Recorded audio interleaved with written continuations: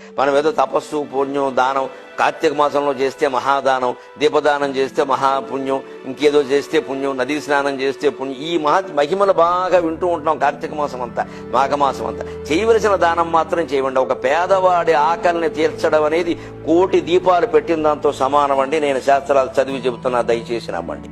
ఒక పేదవాడి ఆకలి తీర్చడం కోటి దీపాలు పెట్టిన దాంతో సమానం.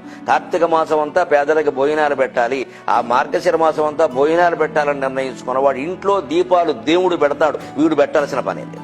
దీపదానం, నదీ స్నానం వీటి మహిమలు చెప్పడం కాదండి. అసలు దానం అంటే ధనదానం, అన్నదానం, వస్త్రదానం, అది కూడా లేని వాళ్ళకి దయచేసి గమనించండి. పండితులకు ఇవ్వాలి, వాళ్ళకి ఇవ్వాలి అనుకోకుండా మేము పండితులం, మేము లేని వాళ్ళం కాదని, మేము హాయిగా ఉన్నవాళ్ళమే, మాకేం ఇబ్బంది లేదు.